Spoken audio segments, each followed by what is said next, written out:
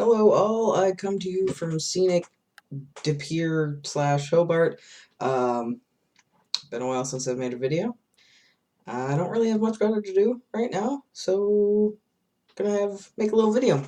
Maybe talk a little bit about wrestling. Uh, Tonight was SmackDown Live's exclusive Money in the Bank pay-per-view. Very disappointed. I think most of my disappointment, and spoiler alert for anyone who hasn't watched it and for some reason is watching this vlog instead. First of all, there's your first problem. Go watch pay-per-view.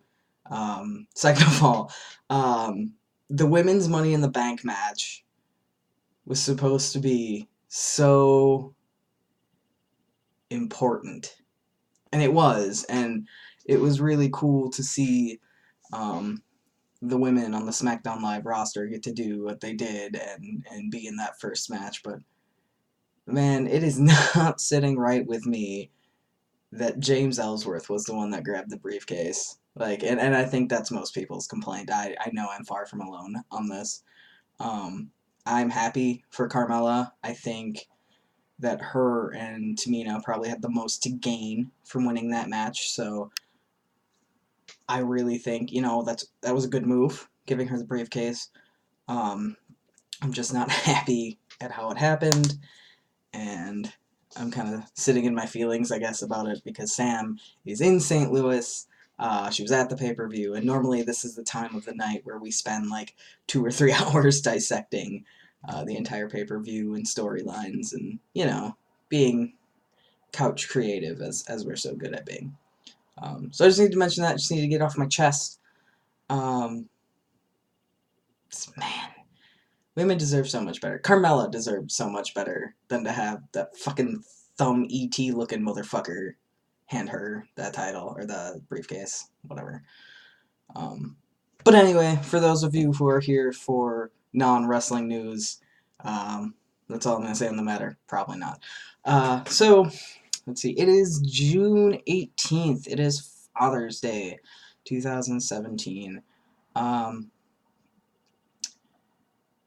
It'll be a year on the 12th of next month that will be my 1-year anniversary starting T. And that day is also kind of important, not only because it's my 1-year anniversary, but it's also the day after my dad's birthday. And it's a really interesting thing. My dad and I have a really interesting dynamic. We were never talk about your feelings and hug it out kind of family.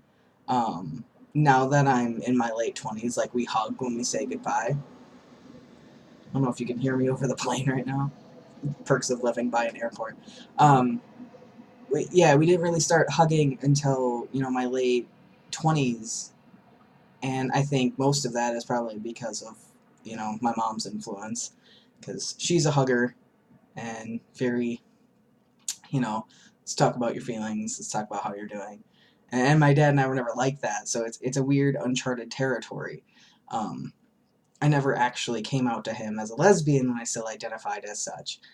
And the only reason he knew is because one day at dinner, when I was visiting them in Chicago, my mom asked, and I quote, "So, where's your girlfriend? How long have you guys been together?" And I could feel my face turn beet red. I could feel my dad just kind of freeze mid-bite, going, "What the fuck?" But it's not that he's not accepting. It's just that's not what we talk about. We don't talk about that stuff. We talk about wrestling and sports and cars. Like, we talk about guy stuff. But he never really said anything. He loved my girlfriend at the time, who was Noelle. For those of you who know her, or if you are her, hi. He loved her.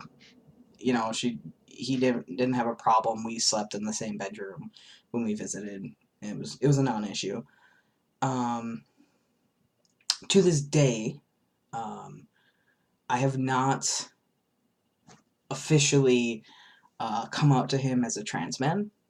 Part of it is a fear, I guess, just because it's always going to be there for anyone in the LGBT community. There's always that fear, no matter what, you know. There's so many stories of people getting disowned and beaten and thrown out on the street. And I mean, like, granted, I'm 28 years old. My dad's not going to throw me out on the street, and there's not a chance in hell he's going to raise a hand to me. Like, that's not his style. But, I mean, there's still, you want to avoid that disappointment, you know. Parents, they expect good things from their kids, and I don't think any parent ever expects their kid to be trans. And with my dad being born in the 50s, you know, it's kind of a, you know, it was a question mark for a long time. But I say officially because I am out to my mom, my stepmom, for those who are kind of confused, because you know that my mom passed when I was 12. My stepmom, I refer to as my mom, we're a big happy family. Um, but she knows, and she's talked to my dad about this, and she's talked to him about my pronouns and calling me Nick instead of dead naming me. And it's been really helpful. So I know my dad's struggling with it, but I also know he's getting better.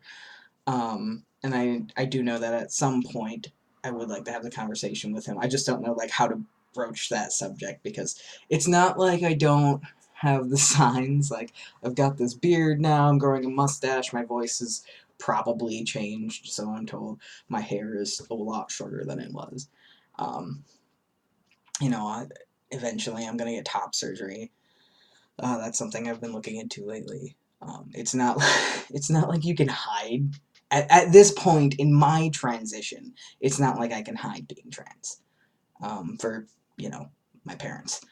Um, but all that said, since it is Father's Day, I was thinking about it a lot today, and when I got my name changed, there were a lot of different factors. There were a lot of different ideas. There was a lot of different names that I could have chosen from, and there's a lot of different aspects of my personality that I kind of wanted to incorporate into that name. Um, the name Nicholas comes from my mother, who is deceased, who always wanted a daughter named Nicole, and since I was no longer going to fill that role, I wanted her to at least have a son named Nick. Um, and I never had a problem really with my first name. I like the name Nick. I feel like that's me.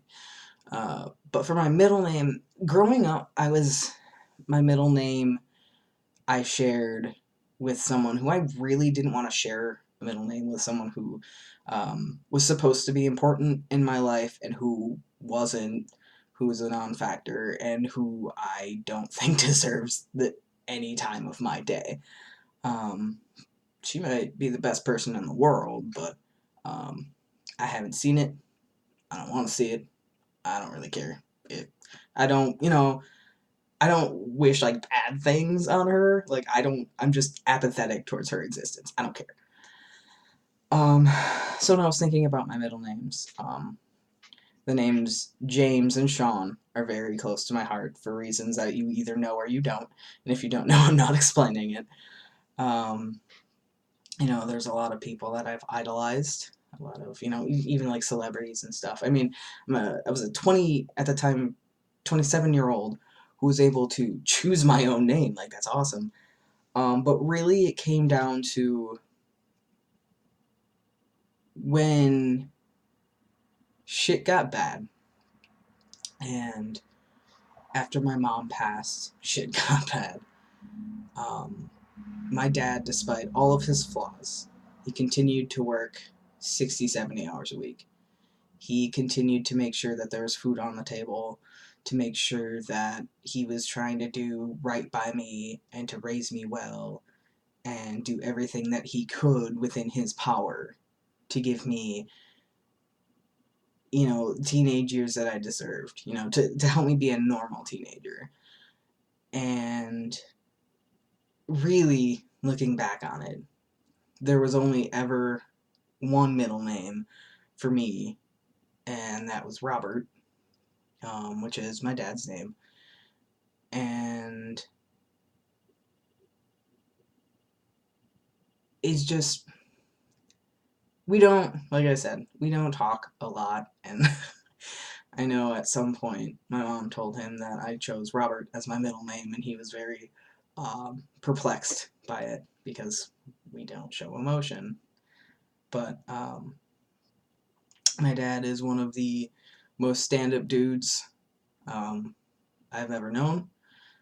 Despite his flaws, he always gave 110% to try and raise me, and he taught me, you know, don't be afraid of some hard work, don't be afraid to fail, um, do your best, and treat everyone with respect, um, and don't take life so seriously. And for that, I will be forever grateful. I definitely see a lot of his personality in mine, and anyone who knows both of us can confirm that. Um, so I know that some people maybe watching this don't have a great father figure in their life, and if not, I am your father now. You're grounded, do the dishes. Uh, but I was blessed to have an amazing father figure in my life, and I sincerely, from the bottom of my heart, hope that anyone watching this has a similar father figure. And yeah, that's about as mushy as I'm gonna get. Um, just you know, just having a lot of feelings today about Father's Day, about my wife Becky Lynch. Um, the cats didn't get me anything for Father's Day. Like how fucking rude is that? Um, but anyway, I'm hoping to have a special vlog thing for my 1 year. It I'm not sure what I'm gonna do yet. If anyone has any suggestions or ideas, um, throw them out there. You never know what I will or will not do. As for me, I'm going to spend the rest of my life with my good friend Morgan, and probably whine about wrestling.